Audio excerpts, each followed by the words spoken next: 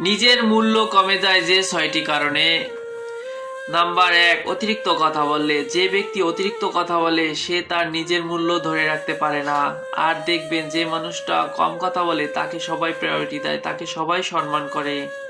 Number 2, গায়ে পড়ে কারো উপকার করা। যদি আপনি গায়ে পড়ে কাউকে উপকার করেন দেখবেন তাহলে আপনাকে মানুষ সম্মান করতেছে না।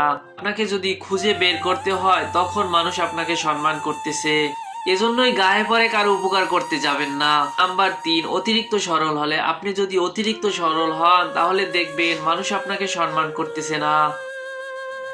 নাম্বার 4, কথা দিয়ে কথা না রাখলে। আপনি যদি কাউকে কথা দেন আর কথা দিয়ে যদি কথা না রাখতে পারেন তখন দেখবেন মানুষ আপনাকে মূল্য দিচ্ছে না। নাম্বার 5, সবাইকে আপন ভাবলে। আপনি যদি সবাইকে আপন ভাবেন তখন দেখবেন মানুষ আপনাকে মূল্য দিচ্ছে না। নাম্বার 6, যে